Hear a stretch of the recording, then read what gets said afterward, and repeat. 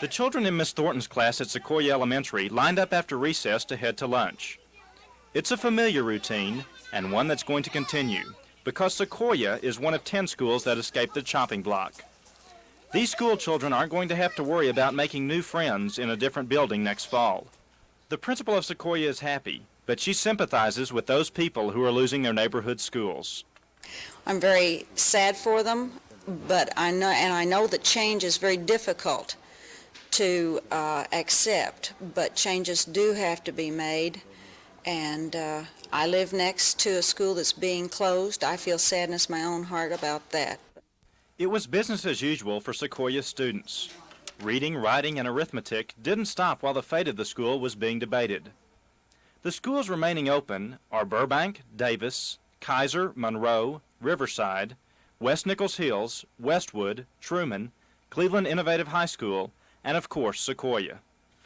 Workmen are already sprucing up Sequoia for the next school year. They're putting a new coat of paint on the walls of the library and classrooms. Bill Ross, Action 4 at Sequoia Elementary School.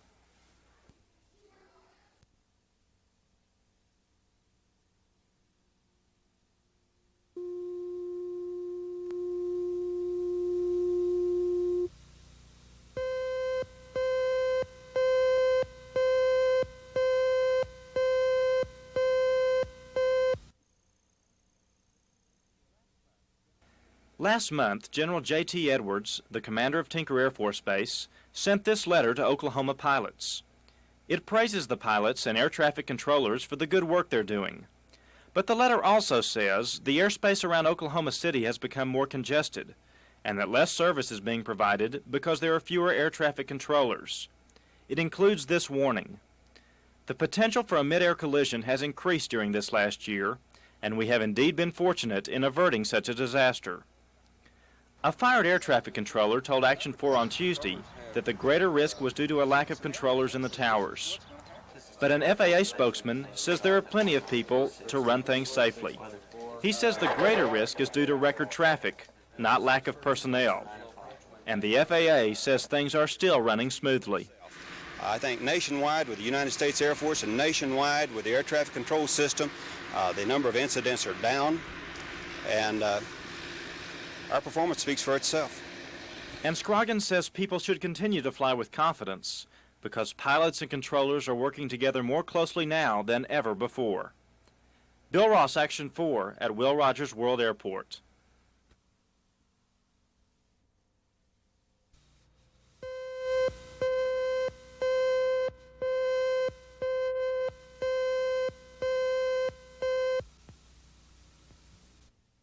He dragged me out of my room, he hit me, and then he grabbed my arms. David and 3 other students spent half a day this week reciting stories about how they were roughed up or sexually abused when they lived in state-run juvenile institutions. We're doing our very best to run good institutions. We do run good institutions. It's certainly sad and regrettable that some of these incidents have occurred, and have been allowed to drag on too long, in my opinion now. State welfare boss Lloyd Rader and his assistants responded to the allegations the following day. I have matters on amendments which I have proposed where I may have to be on the floor. We will be back as soon as we can, or we will send word, so just please wait. Though often interrupted by Senate business, both sides were allowed to tell their stories. It's unclear just what the ultimate effect of the hearings will be, since the subcommittee has no direct control over the state welfare department. When you have these hearings, sometimes it's often said there's more heat generated than light. But I think what came through is a need for some changes. The state officials always seem to feel obliged to defend everything they're doing now, but at the end of the hearing they began to say, well, we know some changes need to be made, and they indicated that they were going to improve personnel procedures and other things. So if we can get some positive changes made as a result, it will be worth all of the controversy that was stirred up. State lawmakers may help get welfare officials off the subcommittee's hook. Governor Nye signed a juvenile justice reform measure into law today. The bill incorporates several changes which child care experts felt were needed to make Oklahoma's child care system one of the best in the nation. It'll be up to Welfare Director Lloyd Rader to make sure those improvements are implemented. Scott Wallace, Action 4 in Washington, D.C.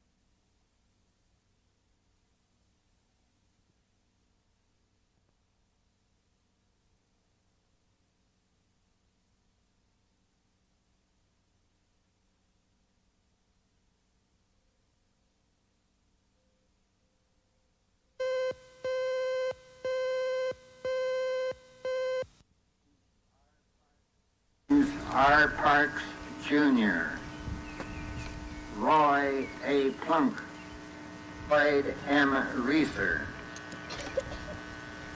Elmer A. Ray.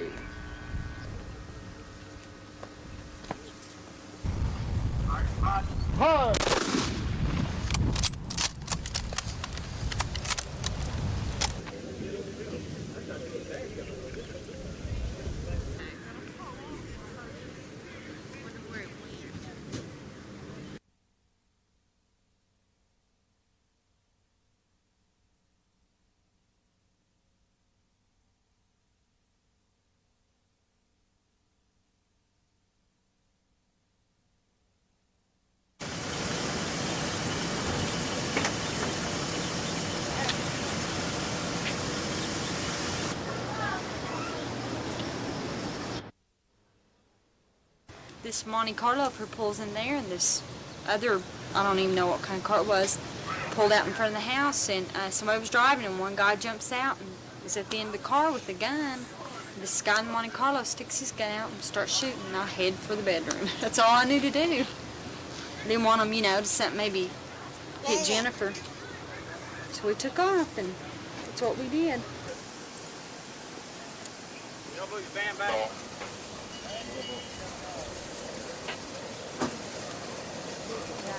Shot him, they knew, this other fellow knew his name.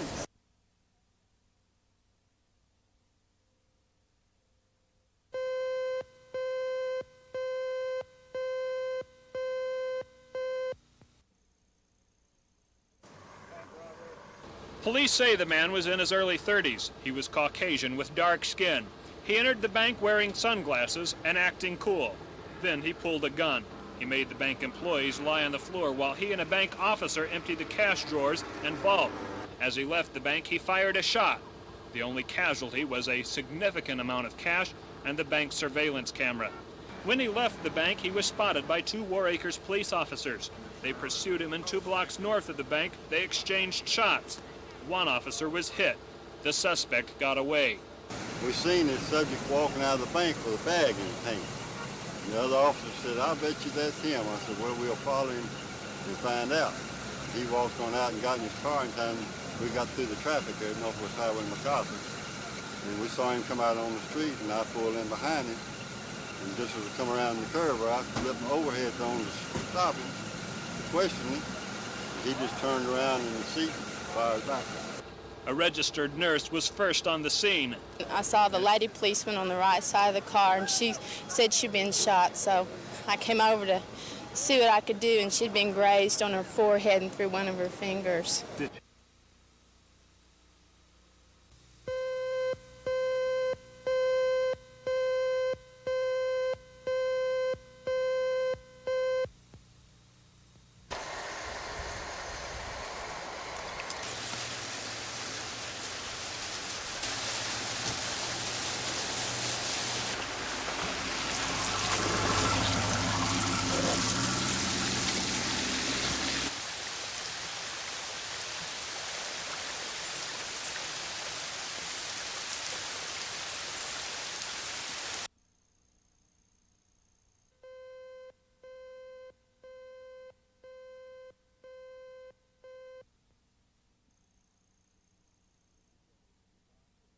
When food donations arrive for the Oklahoma City Food Bank, it usually takes several people to handle the load. A boxcar load of breakfast cereal will go to the food bank's warehouse before it is then given to about 200 state agencies.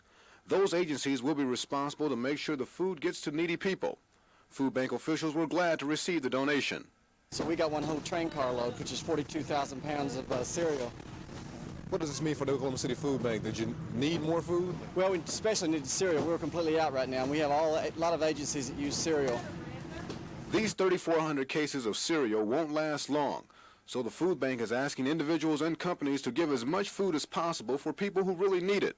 Food bank workers will take care of pickups and deliveries. Ed Stewart, Action 4 in Southeast Oklahoma City.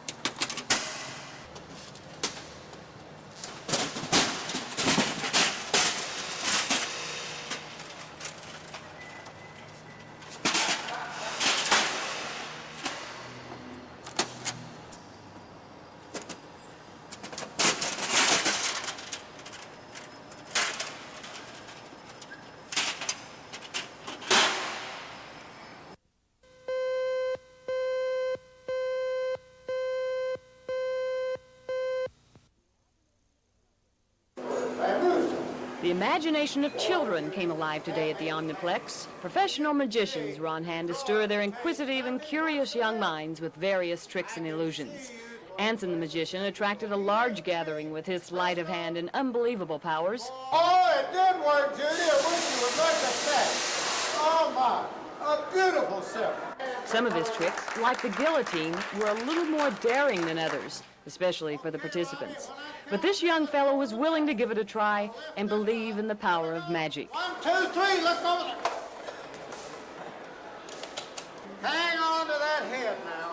Perhaps a bit nervous, his faith was restored when the ordeal was over. Aside from the professionals, amateur magicians got a shot at entertaining an audience. Roger Cornelison is a high schooler from Moore. He's been perfecting his hobby for the last few years. Oh, I've been doing magic for, I guess, about 3 years.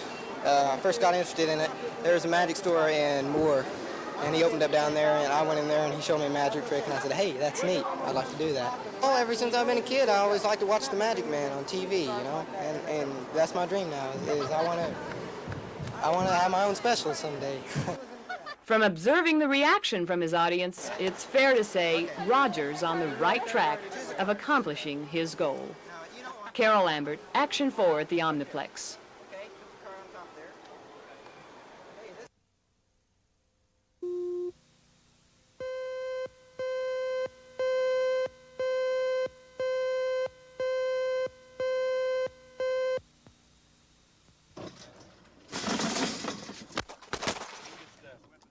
Police are trained to use deadly force. One rookie officer used deadly force a year and a half ago against a Bartlesville man. The officer shot and killed the man because he says he thought the man was going for a weapon in his boot. A toy gun was found there, but his widow sued the city, claiming police officers' training is inadequate. A federal jury agreed and awarded her $1.5 million.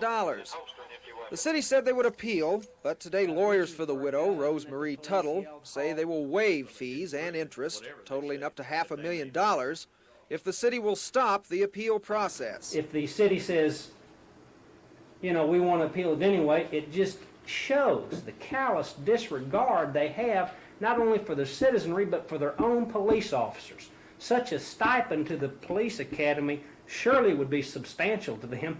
I don't know what their budget is, but anywhere, $500,000 to me would seem like it could bring in some experts and it could save some lives and it could prevent another William Adam Tuttle from being shot in the back some night.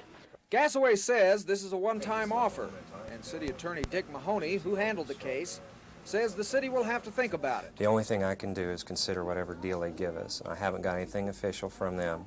They haven't communicated the exact settlement offer, so I'll have to wait until I see that before I can make any reaction for it.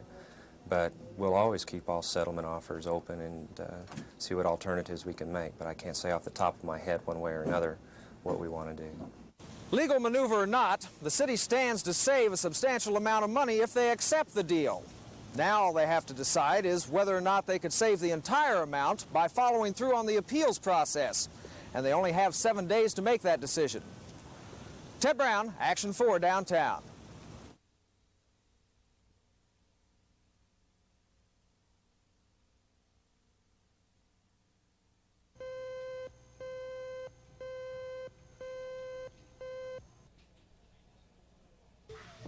The one disease most likely to take your life is America's #1 killer, cardiovascular disease. Many people undergo heart bypass operations to relieve the pressure caused by clogged arteries. Last year, approximately $5 billion was spent on such operations. Some doctors will admit the surgery is performed too often, that there are other treatments available. And this is one of them. These people are hooked up to IVs in what is called chelation therapy. As they sit back in an easy chair for a few hours a week, a drug is going through their veins that supposedly unclogs their arteries. It's not expensive, yet this clinic in Moore is one of the few places people can go for this treatment in the Oklahoma City area. 67-year-old John Sorensen heard about the treatment from a friend. He swears it's almost a miracle cure. He looks better, feels better, and is saving a lot of money. I have a brother-in-law that had 4 bypasses, cost him $86,000. I'm not going to spend anywhere nearly that much on this treatment. Medicare and Medicaid refuse to pay the cost of his chelation therapy, and many people in the medical profession are refuting its effectiveness. We asked Dr. Charles Farr why. The principal reason for this is that there is no patent on the product. So if there's no patent on a product, there's no one that can make any money off of it. The funding for this $5 billion heart industry has been funded for years now. And the people who are trying to protect that significant investment are reluctant to pay for any other type of therapies. More and more patients are opting for this sort of therapy. But Dr. Farr says he would like to see more doctors get involved.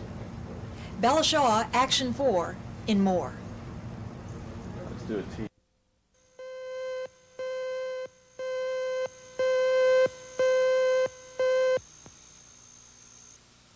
The authority for the promulgation of rules governing any matter or practice related purchasing director. 70 other aspects of purchasing and acquisition in amounts both above and below the $750 limit are numbered by the notary. My commission, Board of Public Affairs, currently in effect. So you're going to substantially increase the amount of paperwork volume and the workload on all the agencies. We processed so far 46,000 claims in the state of Oklahoma. Department of Human Services, I'm sure, is substantially above that. So you're talking about a major increase in physical accounting and paperwork.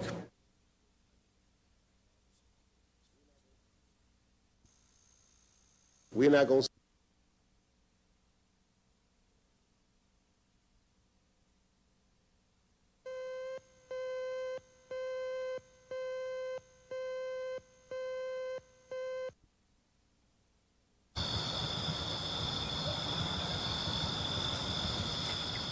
On a hot summer's evening, while Ringling, Oklahoma sleeps, one man patiently labors.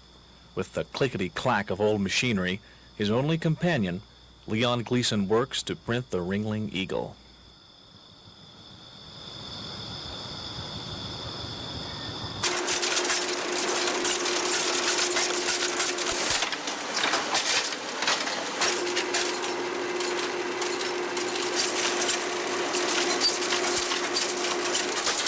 To meet Leon Gleason and the Ringling Eagle is to step back 30 years in the newspaper business.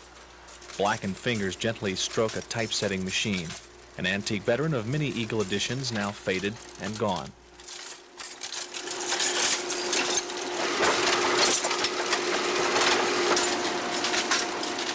Leon Gleason is the Eagle. In a one-man band operation, he writes and prints the weekly paper. For 25 years, his beat has been this tiny southern Oklahoma town. More than just obituaries and want ads are cut on these strips of lead type. Each column reminisces of extra editions, and read all about it.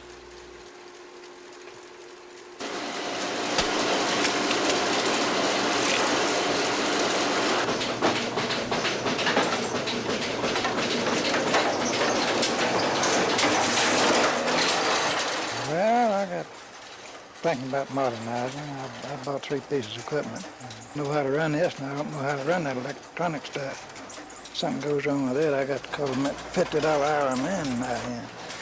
And this I don't. The Ringling Eagle and its publisher are a world apart from other city newspapers. But although the methods may differ, the end product remains the same, to impart some knowledge. And as long as Leon Gleason remains, the Ringling Eagle will continue to fly. Tony Stizza, Action 4, Ringling, Oklahoma.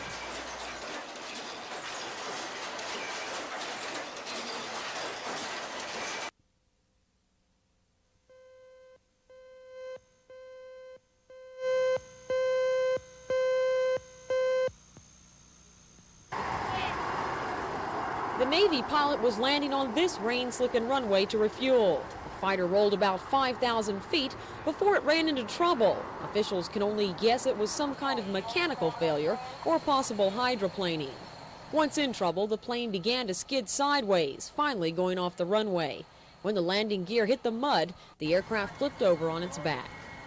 Remarkably, the pilot escaped the wreck with few injuries. He was taken to the base hospital, where he'll undergo a thorough checkup. Tinker's base commander feels the plane may be salvageable, but they won't know for sure until the fighter is removed. We have a 20-ton crane, a 50-ton crane's on the way. We'll pick it up, put it on a flatbed truck, and haul it off to another building and hold it until the Navy Investigating Board comes in, and then they will assume control of the crash. The heavy equipment for the removing process began to roll in just before nightfall. It'll take several hours and a lot of hard work to upright the plane and get it into a hangar. Sherry Sellers, Action 4 at Tinker Air Force Base.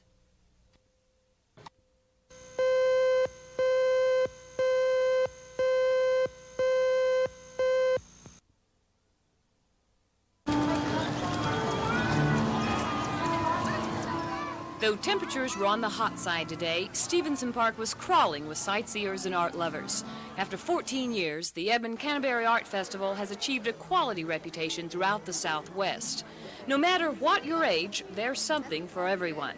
Kids were delighted with an art booth designed just for them, trying their hand at several imaginative crafts. Getting their own tattoo painted seemed to be one of the biggest thrills.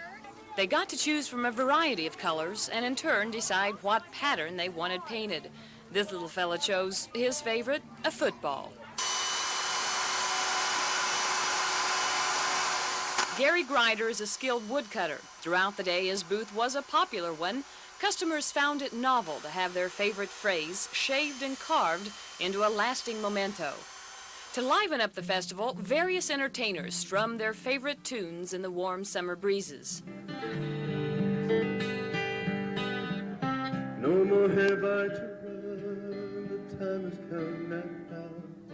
A good time was had by all today at the Canterbury Art Festival, but don't feel left out if you didn't have a chance to stop by. All the artisans will be back again tomorrow, same time, same place. Carol Lambert, Action 4 at Stevenson Park in Edmond.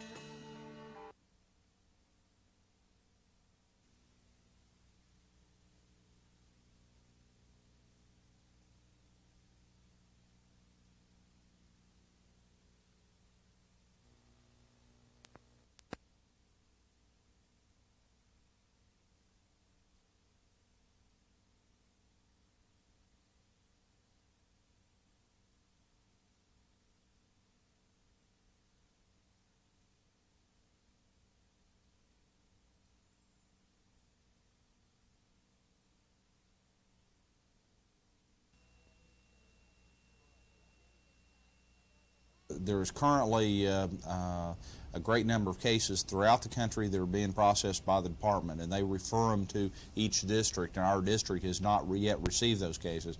I don't know whether it will be in the next few months or how many months it'll be until we do get them, but there are processing, and our office will prosecute the cases that are received and present them in court, and we really need people to comply with the registration laws, and obviously it's an obligation of our office to urge people to comply with the law, to register as quickly as possible, because otherwise they might face some very severe criminal penalties.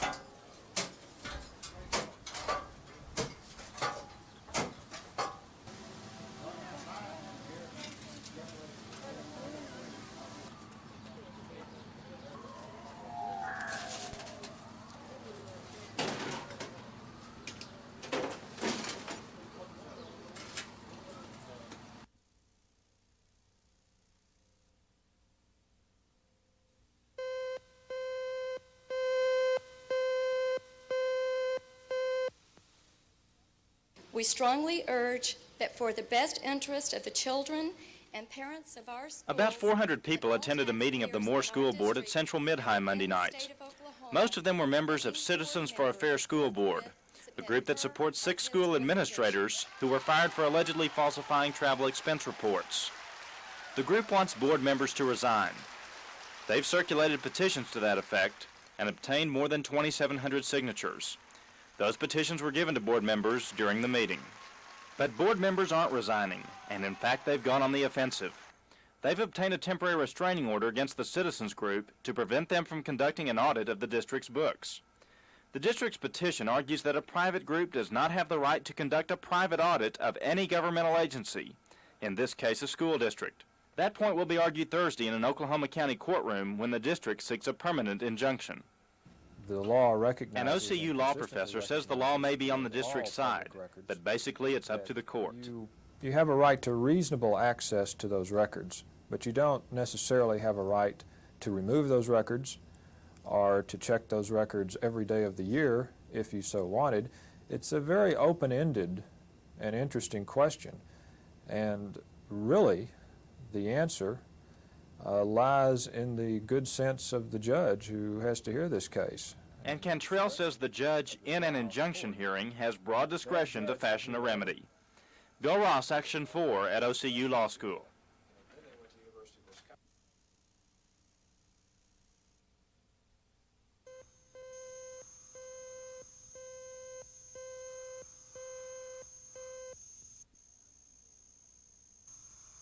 A 19-year-old California girl is dead and 150 people injured following an Amtrak train derailment in southwest Iowa early this morning.